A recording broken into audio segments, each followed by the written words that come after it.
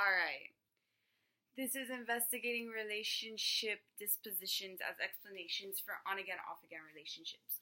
This is the literature review section. Cyclical partners often report lower relational quality and have greater conflict and aggression because those relationships are unhealthy. Crazy, I know. So, relational dispositions are, like in this study, are discussed as the different orientations, like that you have going into a relationship. So it's basically like your personality traits and your like beliefs going into a relationship. That's what relationship dispositions are. So they're going to be talking about attachment, implicit behaviors, and communal orientation, as those all have the biggest impact on your relationships. Adult attachment is centered on two things, one of them being avoidance and the other one being anxiety. So anxiety, the relationship's going to end. Anxiety, you guys aren't going to stay together, that type of thing.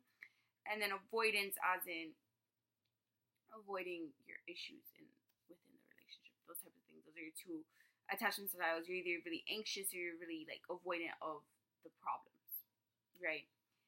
So implicit beliefs are either growth or destiny, which you believe that relationships are cultivated, or it's destiny, like you're meant to be, you're not meant to be, that type of thing. So that's a different thing. And then communal orientation is just how you give to your partner, how you give to like your community, your little like house area, that type of thing. So communal orientation is associated greatly with satisfaction and commitment, like better satisfaction, better commitment. And in this study, they're going to study if there are certain people that are more likely to fall into a cyclical relationship or those types of patterns. So yeah, so this is the methodology. They have 211 participants that were from a greater like pool, and they got them on the Amazon Mechanical Turk website, which means that they have to be 18. They have to be a resident in the US, and they get paid 50 cents per article. Their age ranged from 19 to 66, and roughly half of them were female. The relationship length was from under 1 month to 444 months. And all items measured in the survey were on a 7-point Likert scale.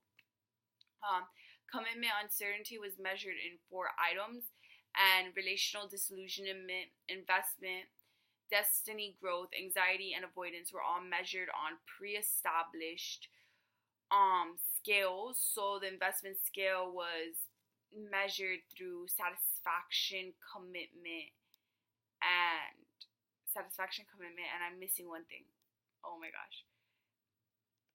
Satisfaction, commitment, and I can't believe I forgot this.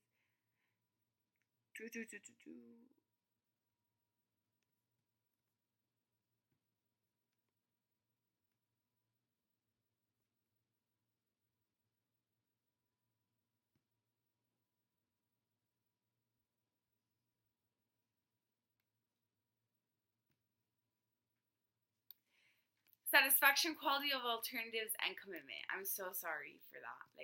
Deeply apologize. So yeah, those types of things. And then the results is this section right here. And cyclical relationships have lower relational quality, particularly lower satisfaction, commitment uncertainty, and disillusionment. On and off partners in the current study did not report more or less attachment orientations, implicit beliefs, or communal orientations than their non-cyclical counterparts. The relationship disposition that were predominantly linked with relational qualities were similar for both relation types, meaning that everything was more or less similar, like whether or not you were on again, like in a cyclical or non-cyclical relationship. On and off partners' evaluations of their relationships were generally unaffected by levels of avoidance and growth beliefs.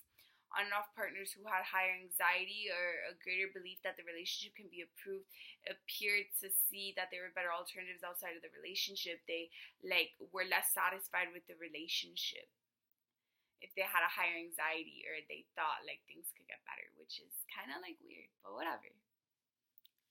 An anxious attachment in combination with lower satisfaction might also lead to individuals to consider alternative options in hopes of getting their security somewhere. So you're going outside of the relationship to find happiness, to find satisfaction as a way to cope with the relational uncertainty in your relationship.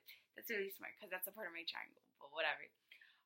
As I was saying, relationship dispositions.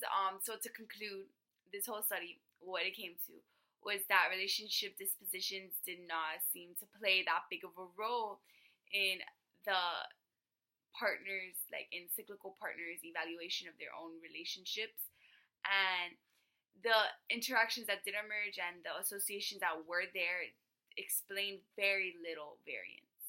So yeah, it was statistically insignificant. Basically, it just said that your personality like doesn't make you more likely to be in an on again off again relationship, and that's crazy. And yeah, okay, so that was video I think 3. Oh my god, we're almost halfway done. Well, we're halfway. You know what I mean. Okay, bye.